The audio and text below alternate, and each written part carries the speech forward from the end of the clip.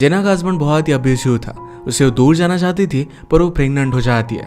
Doctor के पास गई तो डॉक्टर के साथ ही अफेयर स्टार्ट हो जाता है। कैसी सिचुएशन से वो बाहर निकल पाएगी, क्या अपने ड्रीम्स को फॉलो कर पाएगी, ये हम आज की हमारी मूवी वेट्रेस ये 2007 की एक रोमांटिक ड्रामा मूवी में देखने वाले हैं। अगर आपको वीडियो अच्छा लगता है तो प्लीज लाइक और कमेंट जरूर कर दीजिएगा। बिना किसी देरी के एक्सप्लेनेशन स्टार्ट करते हैं। मूवी स्टार्ट होती है और हम हमारी मेन कैरेक्टर जेना को पाई बनाता हुआ देख सकते हैं। ये उसका पैशन था। वो एक डाइनर में काम करती थी और उसके फ्रेंड्स ने उसे कहा कि अब तुम्हें प्रेगनेंसी टेस्ट ले लेनी चाहिए। बहुत दिन हो चुके थे और जेना को लग रहा था कि वो प्रेग्नेंट है, पर डर की वजह से उसने टेस्ट ली नहीं थी। उसे इस वक्त अपनी लाइफ में बेबी चाहिए नहीं था। टेस्ट का रिजल्ट आया और वो प्रेग्नेंट थी।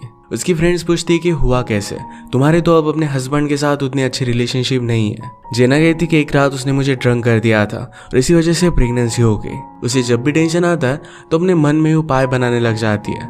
जेना अपने हस्बैंड अर्ल को बताने नहीं वाली थी। उसका वैसे भी वहां से भाग जाने का प्लान था। कुछ मंथ्स में पाइस की कंपटीशन होने वाली है जहां पर वो अच्छे से परफॉर्म करेगी और एक बड़ा प्राइज मनी उसे मिल जाएगा। उसके बाद वो कहीं और जाकर रह सकती थी। तब तक के लिए अपनी प्रेगनेंसी और अर्ल से छुपाने वाली थी।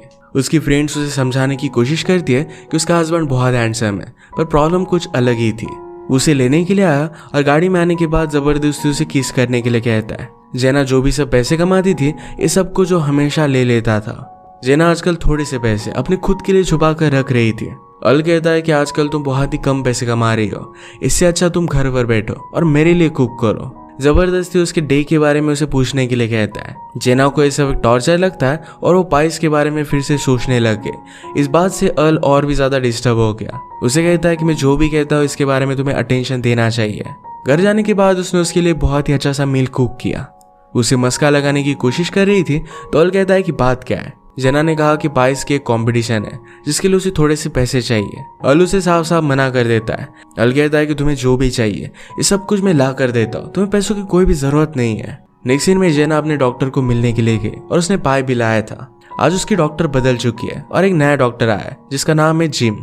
अपने ओल्ड डॉक्टर पर जेना बहुत ट्रस्ट करती थी, पर जिम कहता है कि उनसे मैंने सब कुछ सीख लिया है, तुम्हें कोई भी प्रॉब्लम नहीं होगी।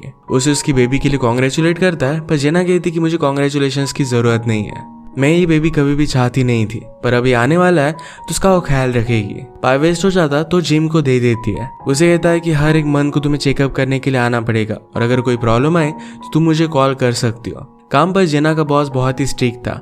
अगर कोई लेट हो जाता तो उन पर वो बहुत चिल्लाता था। आज उनके डाइनर में उनके ओनर जिनका नाम है जो, ये भी लंच करने के लिए आए। अपने ऑर्डर को लेकर वो हमेशा बहुत ही स्पेसिफिक रहते थे। वो बेचारे अकेले थे तो जेना को हॉरोस्कोप पढ़कर सुनाते हैं। उन्होंने कहा कि आज अपने चाहने वालों से तुम्हें संभाल कर बात करनी चाहिए। जेना कहती कि मेरा कोई भी चाहने वाला नहीं है। अचानक से उसे उल्टे आने लग गए और वहां से वो चली जाती है। जेना की फ्रेंड बेकी ने उसे कहा कि आज मेरी एक डेट है, जाने से पहले मेरा मेकअप करवा देना। उसने डिसाइड किया था कि डेट के लिए सिर्फ वो 5 मिनट के लिए जाएगी। अगर वहां उसे बोर होने लगता है तो जल्दी से वहां से वो भाग सकती है। जो का ऑर्डर लेकर जेना फिर से वापस आती है तो जो पूछता है क्या तुम प्रेग्नेंट हो, तुम्हारा लुक मैं पहचान सकता हूँ। एक बार एक समर में मैंने भी एक लड़की को प्रेग्नेंट कर दिया था और बाद में उस बेबी की डेथ हो गई थी। इस बात के लिए उसे बुरा लगता है। नेक्स्ट सीन में जेना अपने फ्रेंड्स के साथ थी। अपने पाई कॉन्टेस्ट के बारे में उन्हें बता देती है। डॉन से कहती है कि उन पैसों से तुम्हें खुद का पाई शॉप डालना चाहिए। यह आइडिया जेना को बहुत पसंद आया था। आज उनकी फ्रेंड बेकी भी किसी से मिलने के लिए जा रही थी, पर एक सीक्रेट था और उन्हें वो नहीं बताती। इस बात से दोनों बहुत ही सरप्राइज थे। आज दोनों फ्रेंड्स बिजी थी और अर्ल भी उसे लेने के लिए आने नहीं वाला था तो बस का वेट कर रही थी, पर वहां पर जिम आ जाता है। जेना पूछती कि आप यहाँ पर क्या कर रहे हो। जिम ने कहा कि मेरी गाड़ी खराब हो गई थी। वो कहता है कि तुमने मेरे लिए जो पाए लाया था ऐसा पाए मैंने कभी भी खाया नहीं, वो बहुत ही ज्यादा अमेजिंग था। जेना कहती कि तुम्हें हमारी शॉप में आना चाहिए, वहां पर हम बहुत सारे पाए सर्व करते हैं, मैं हमेशा अलग अलग पाए बनाती रहती हूँ। जिम कहता है कि जब मैं छोटा था तो मेरे डाइनर में भी पाए मिलता था। वहाँ की वेट्रेस मुझे बहुत ही ब्यूटीफुल लगती थी। तुम्हें आज जब मैंने यूनिफॉर्म में देखा तो मुझे उसी की याद आ गई। इस बात से जेना शर्मा जाती है, पर एक कॉम्प्लीमेंट वो ले नहीं पाती। जिम कहता है कि तुम बहुत ही ब्यूटीफुल हो और तुम्हें एक्सेप्ट करना चाहिए। जेना ने नोटिस किया था कि जिम के हाथ में रिंग है, यानी कि वो मैरिड है।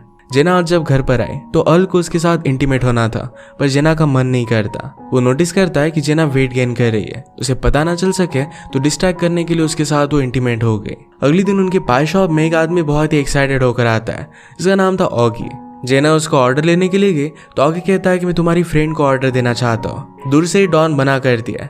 जेना उसे समझाने की कोशिश करती है, पर ऑगी मानने नहीं वाला था। जेना जाकर डॉन से पूछती कि हुआ क्या था। डॉन कहती कि कल रात मैं ओगी के साथ ही डेट पर गई थी। मैं सिर्फ 5 मिनट उसके साथ थी, पर फिर भी उसकी फैमिली की पूरी हेल्थ हिस्ट्री उसने मुझे बता दी। उसने मुझे बहुत बोर किया और उसे मुझसे शादी करनी है। वो कहता है कि जब तक मैं हाँ नहीं कह देती तब तो वो पीछे नहीं हटेगा। जेना कहती कि तुम्हें उससे बात करके सब कुछ ठीक कर देना चाहिए। डॉन उसके पास गए और वो कहता है कि मैं फाइनेंशियली बहुत ही इंडिपेंडेंट हूँ, मैं तुम्हारा बहुत ही अच्छे से ख्याल रख सकता हूँ, किसी भी चीज को मैं आसानी से छोड़ नहीं देता। जब तक तुम हाँ नहीं कह देती तब तक मैं यहाँ आता रहूंगा। तुम्हें देखकर मुझे पोएट्री करने जैसा महसूस होता है। डॉन ने उसे कहा कि तुम्हें देखकर मुझे बहुत ही घटिया लगता है, तुम एक फ्रीक हो और यहाँ से चले जाओ। इस बात से उसे बहुत बुरा लगा और वही कि वही वो रोने लग जाता है। जेना ने नोटिस किया कि उसे रैशेस आ रहे थे तो जिम को कॉल लगाती है। उसे कल काम पर भी जाना था तो जेना पूछती कि क्या 7 बजे मैं वहां पर आ सकती हूँ, तो जिम इसके लिए हाँ कहता है। हॉस्पिटल में और कोई भी नहीं था। जिम स्पेशली जेना के लिए जरा जल्दी आया था। जिम उसे कहता है कि सब कुछ नॉर्मल है, उसका ज्यादा चेकअप उसने किया भी नहीं। जेना उसके लिए एक डेजर्ट लेकर आई थी जिसे वो बहुत एंजॉय करता है। जेना ने कहा कि अगर मेरे सिम्टम्स इतने नॉर्मल थे तुमने मुझे इतनी दूर बुलाया क्यों? 7 बजे कभी भी हॉस्पिटल नहीं खुलता, फिर भी तुम जल्दी आ गए। जिम इन सब से ऑकवर्ड फील कर कुछ भी बोल नहीं पा रहा था। जेना ने कहा कि अब तुम मेरे डॉक्टर नहीं रह सकते, मुझे बहुत ही अनकंफर्टेबल लगता है। जिम उसे सॉरी कहता है पर जेना गुस्से में वहां से चली गई, पर उसका पर्स अंदर रह गया था। जिम में देने के लिए आया तो डायरेक्टली उसे वो किस कर लेती है। जिम कहता है कि मुझे तुमसे फिर से मिलना है, हम कहीं पर डेट पर चल सकते हैं। जेना कहती कि तुम मेरे डॉक्टर हो, ये सब करना सही नहीं होगा। जिम भी ये बात रियलाइज करता है, पर तभी जेना ने फिर से उसे किस कर लिया। इसके बाद जिम ने जेना को उसके काम पर छोड़ दिया। वो कहता है कि अब क्या होगा। जेना कहती कि अगर मुझे कोई प्रॉब्लम हुई तो मैं तुम्हें कॉल करूंगी। वो कन्फ्यूज्ड होकर बाहर बैठी हुई थी तो जो उसे देख लेता है। उसने नोटिस कर लिया था कि जेना ने किसी के साथ मेकआउट किया है। उसने अपना ऑर्डर दिया और जेना को समझाने की कोशिश की कि किसी के साथ अफेयर करना सही नहीं है, उसकी वाइफ को बहुत बुरा लग सकता है। जेना उसे कहती कि जितना बुरा आप लोगों को दिखाने की कोशिश करते हो उतने बुरे आप हो नहीं। जेना अपने डाइनर में एक मदर और उसके छोटे बेटे को देखती है। वो अपनी मदर को बहुत ही ज्यादा तंग कर रहा था और जेना को इससे बहुत टेंशन आता है। उसकी फ्रेंड्स उसके लिए एक बुक लेकर आती है जिसमें मदर बनने के बारे में इंफॉर्मेशन थी। उसे कहती कि अब तक तुम्हें कुछ भी फील नहीं हो रहा है, इसी वजह से हमने तुम्हें एक गिफ्ट दिया। जेना कहती कि मैं सोच रही थी कि इस बेबी को अडॉप्शन के लिए दे दूं, एक अच्छी जिंदगी डिजर्व करता है जो मैं उसे दे नहीं सकती। उसकी फ्रेंड ने उसे कहा कि यहाँ पर कुछ ब्लैंक पेजेस है जहाँ पर अपने बेबी के लिए तुम लेटर लिख सकती हो। जेना लेटर में लिखती है कि मैं एक्चुअल में तुम्हें क्या दे सकती हूँ ये चीज मुझे पता नहीं है। जिस वर्ल्ड में मैं जी रही हूँ तो उतना अच्छा नहीं है। मैं इन सब चीजों के लिए सिर्फ तुम्हें सॉरी कह सकती हूँ। वो अकेली जाकर कहीं और पर लाइफ स्टार्ट कर सके इतने उसके पास पैसे भी नहीं थे। अल जेना को नोटिस करता है और कहता है कि तुम फैट होने लग गई हो, पर उसे पता नहीं था कि वो प्रेग्नेंट है। एक दिन वो सब बातों से बहुत ही ज्यादा तंग आ जाती है और सब कुछ छोड़कर वो जाने वाली थी, पर बस स्टॉप पर अल ने उसे देख लिया। उसे गुस्से में घर लेकर जा रहा था। कहता है कि तुम कर क्या रही थी? जेना बहाना बनाती है कि मैं बाय बेकिंग के कॉन्टेस्ट के लिए जा रही थी। अल कहता है कि तुम मुझसे झूठ कह रही हो, तुमने अपना सूटकेस भी पैक किया था। उसे मारने लग गया था तो जेना कहती कि मैं प्रेग्नेंट हूँ। जेना कहती कि पाई कंटेस्ट जीतने के बाद मैं तुम्हें बताने वाली थी।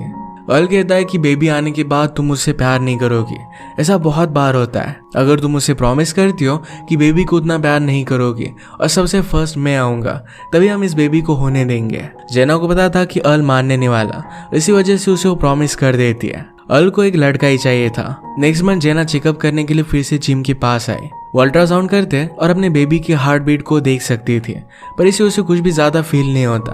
उसे लगता है कि शायद अल ने उसे इतनी ज्यादा तकलीफ दी है तो कुछ भी फील नहीं कर सकती। जेना कहती कि लास्ट टाइम हमने जो किया था वो एक गलती थी और इसके लिए सॉरी कहती है। वो इस तरीके से उसके साथ अफेयर स्टार्ट नहीं कर सकती। जिम भी इस बात को मान लेता है तो जेना डायरेक्टली उसे किस करने लग गई। जिम कहता है कि फिर से लास्ट टाइम की तरह गायब मत हो जाना, मुझे तुमने कॉल भी नहीं किया, तुम हमेशा मुझसे दूर जाने की कोशिश करती हो और फिर से मेरे पास वापस ही आ जाती हो। वो अपनी रिलेशनशिप अब कंटिन्यू करना चाहता था। ये सब सुनकर जेना को बहुत अच्छा फील होने लग गया। वो दोनों हमेशा मिलते थे और इंटीमेट हो जाते थे। एक दिन जब जेना फिर से चेकअप करने के लिए आए तो वहां पर जिम नहीं था। उसकी ओल्ड डॉक्टर वापस आ गई थी।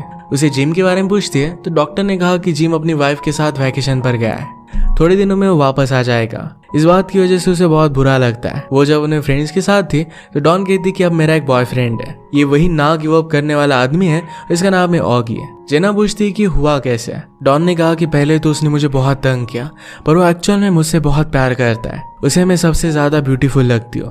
पहले तो उसकी फ्रेंड्स ये सब बातें समझ नहीं पाती और बाद में ये चीज एक्सेप्ट कर लेती है। जेना का बॉस बहुत ही स्ट्रिक्ट था तो अपने प्रेगनेंसी के बारे में उसने उसे बताया नहीं था, पर आज करेज कर उसे वो बता देती है। बॉस कहता है कि मुझे ऑलरेडी पता था, पर इससे मुझे कुछ भी फर्क नहीं पड़ता। जब तक तुम काम करने में कंफर्टेबल हो तब तक तुम कर सकते हो, कोई भी प्रॉब्लम नहीं है। जेना को ये सुनकर बहुत अच्छा लगता है। एक दिन जो फिर से डाइनर में आया हुआ था और जेना के अफेयर के बारे में पूछता है, पर जेना उसे चुप रहने के लिए कहती है। जो ने कहा कि तुम्हारा पाय सबसे बेस्ट होता है, ऐसा मैंने कभी भी खाया नहीं है। किचन में जाकर जेना ने देखा तो उसका बॉस और उसकी फ्रेंड बेकी ये दोनों किस कर रहे थे।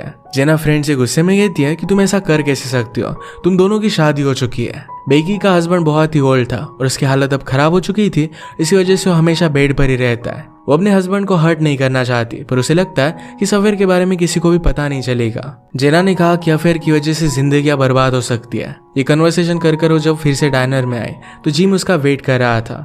जिम कहता है कि मुझे तुमसे फिर से मिलना है। जेना कहती है कि अब हम ये सब बंद कर देंगे, इस सब की वजह से मुझे बहुत बुरा लग रहा है। जेना ने अपने बॉस से बात की। उसने पूछा, क्या तुम अपनी जिंदगी से खुश हो? बॉस कहता है कि मैं ठीक ठाक हैप्पी हूँ। मैं लोगों से ज्यादा कुछ एक्सपेक्ट नहीं करता, उन्हें ज्यादा कुछ देता नहीं और कुछ मुझे ज्यादा मिलता भी नहीं, पर ओवरऑल वो हैप्पी है। जो भी लाइफ उसे ऑफर करती है उसे अच्छी तरीके से वो एक्सेप्ट करता है। काम के बाद जेना अपनी फ्रेंड बेकी को उसे जज करने के लिए सॉरी कहती है। बेकी ने कहा कि इस अफेयर के बारे में किसी को भी मैं पता नहीं चलने दूंगी, मैं सिर्फ जरा अच्छा फील करना चाहती थी, वो इसे लॉन्ग टर्म कंटिन्यू नहीं करने वाली। एक दिन जब अर्ल काम से बाहर चला गया तो जिम जेना से मिलने के लिए आता है। आज जेना को बहुत ही सैड फील हो रहा था। वो उसे कहती कि मैं अपनी लाइफ से उतनी हैप्पी नहीं हूँ, तुम्हें मुझे बचाने की कोशिश नहीं करनी चाहिए। जिम कहता है कि मैं ट्राई भी नहीं करूंगा, उसे वो जैसी थी वैसी परफेक्ट लगती थी। जेना पूछती कि अब क्या? जिम कहता है कि तुम मुझे पाए बनाना सिखा सकती हो। वो उसके करीब आ गई और उसकी बाहों में बहुत रोती है। ऐसे वो एक दूसरे के साथ 20 मिनट तक खड़े रहे। इसके बाद वो पाए बनाना स्टार्ट करते हैं। वो कहती कि जब मैं छोटी थी तो हमेशा मेरी मदर मेरे लिए पाए बनाया करती थी। जेना पूछती कि तुम इस टाउन में कैसे हो? जिम ने कहा कि मेरी वाइफ की रेसिडेंसी यहाँ पर थी तो यहीं पर वो आ गया। उसकी वाइफ भी डॉक्टर है। जेना पूछती कि क्या ये सब कर तुम हैप्पी हो? जिम कहता है कि इस मोमेंट में मैं तुम्हारे साथ हैप्पी हूँ। इसके बाद हर एक चीजों पर वो दोनों बहुत बातें करते थे। जेना का कभी भी बेस्ट फ्रेंड नहीं रहा है, पर जिम को अपने बहुत ही करीब वो मानती है। उसे सब कुछ वो बात कर सकती है। जिम ने उसे एक बहुत ही ब्यूटीफुल सी प्लेट गिफ्ट की जो उसे बहुत अच्छी लगी। जेना ने कहा कि मैं तुम्हें कोई भी गिफ्ट नहीं दे सकती। जिम ने कहा कि इसकी कोई भी जरूरत नहीं है, मैं तुमसे बहुत प्यार करता हूँ। डॉन और ऑगी के बीच में बातें आगे बढ़ी थी और अब वो दोनों शादी कर रहे थे। एक बहुत ही ब्यूटीफुल सी सेरेमनी होती है। जो और जेना दोनों अकेले थे तो डांस करने लग गए। जो कहता है कि जब मैं यंग था तो तुम्हारी जैसी अगर मुझे कोई मिल जाती तो मेरी पूरी लाइफ अलग होती है। तुम एक बहुत ही अमेजिंग लड़की हो, तुम्हें इस लाइफ में स्टक नहीं रहना चाहिए, तुम्हें जो भी करना है तुम्हें कर देना चाहिए। जेना कहती कि मेरे पास पैसे नहीं, ये सब कुछ बहुत ही हार्ड होगा। जो कहता है कि अगर मेरी एज में तुम्हारे ड्रीम्स भी हो फिर भी तुम फुलफिल नहीं कर सकते। तुम्हारे पास जो ड्रीम्स है ये बहुत ही इंपॉर्टेंट चीज है, इस तरीके से जीकर तुम्हारा दम घुट जाएगा। अचानक से यहाँ पर अर्ल आ जाता है और वो जेना पर बहुत ज्यादा गुस्सा था। गुस्से में वहाँ की एक चेयर तोड़कर जेना को घर पर लेकर जाता है। कहता है कि घर में हर जगह पर पैसे छुपाए हुए हैं, ये सब तुम कर क्या रही हो? वो बहुत ही ज्यादा डिस्टर्ब हो गया था तो जेना कहती कि हमारी बेबी के लिए मैं गिफ्ट लेना चाहती थी। अर्ल इस बात को सच मानता है। उन्होंने बेबी के लिए क्रिप बाय की और बहुत सारे पैसे अब भी बचे थे तो कैमरा बाय कर लेता है। उसके पास उन पैसों से थोड़ा सा चांस था, वो भी अब उसके पास नहीं है। नेक्स्ट टाइम जब जेना जिम के पास चेकअप करने के लिए आई तो उसे कहती है शायद हम यहाँ से कहीं दूर भाग सकते हैं। जिम कहता है कि मैं भी यही चाहता हूँ। इस थॉट में उसने डिसाइड कर लिया कि अभी के अभी यहाँ से वो भाग जाने वाले हैं। 10 मिनट उसने जेना को रुकने के लिए कहा, तभी जेना का वाटर ब्रोक हो जाता है। बेबी की न्यूज पता चलने के बाद अर्ल भी वहां पर पहुंच गया। जो का इसी हॉस्पिटल में किडनीज का ऑपरेशन हो रहा था तो वो भी उसे मिलने के लिए आ जाता है। उसने कहा कि तुम्हारे बेबी के लिए मैंने कार्ड बनवाया है, इसे तुम बाद में देखना। जेना की कंडीशन देखने के लिए वहां पर इंटर्नशिप करने वाले सब डॉक्टर्स पहुंच गए। इसमें जिम की वाइफ भी थी। इसे देखकर जेना और भी ज्यादा नर्वस हो जाती है। वो नोटिस करती है कि जिम की वाइफ उससे बहुत प्यार करती है। इसके बाद डिलीवरी हुई और जेना को डॉटर हुई थी। वो जब फर्स्ट टाइम उसे होल्ड करती है तो आसपास का उसे कुछ भी नहीं दिखता। अपनी बेटी को देखते ही उसे बहुत प्यार करने लग गई थी। अर्ल फिर से उसे कहता है कि अपनी डॉटर से मुझसे ज्यादा प्यार मत करना। जेना ने कहा कि मैं तुमसे प्यार नहीं करती, बहुत सालों से नहीं करती, हमेशा के लिए मेरी लाइफ से चले जाओ। वो डिवोर्स चाहती थी और अगर उसके थोड़े से भी करीब आया तो पुलिस को कॉल करने वाली थी। अर्ल डिस्टर्ब होने लग जाता है, उसे मारता। उससे पहले ही जिम ने उसे रोक लिया। अपनी डॉटर के साथ अपनी लाइफ में आगे बढ़ने के लिए जेना अब रेडी थी। उसमें एक करेज था। अर्ल ने हॉस्पिटल के बिल देने से मना कर दिया था तो रात में जेना को लेने के लिए उसके फ्रेंड्स आए। उसे कहते हैं कि जो कोमा में चला गया है। ये सुनकर जेना को बहुत बुरा लगा। जो ने जेना को जो कार्ड दिया था ये वो देखती है और इसमें जेना की पिक्चर उसने बनाई थी। इसमें लिखा था कि सिर्फ तुम ही मेरी एक फ्रेंड हो, फिर से अपनी लाइफ अच्छे से स्टार्ट करना। इसके साथ उसने एक चेक लिखा हुआ है जो एक बहुत ही बड़ी अमाउंट है। इस चेक के बारे में जेना किसी को भी नहीं बताती है, पर अब नई लाइफ स्टार्ट करने के लिए वो फ्री थी। जाने से पहले जिम उससे मिलने के लिए आया। उसे कहती कि हमें अफेयर यहीं पर खत्म कर देना चाहिए, तुम्हारी वाइफ तुमसे बहुत प्यार करती है, इस तरीके से हम उसे हर्ट नहीं कर सकते। अगर हमने अफेयर कंटिन्यू किया तो हमारे आसपास के सब लोगों को बहुत अफेक्ट होगा। वो जाते जाते फिर से उसे एक डेजर्ट देकर गई।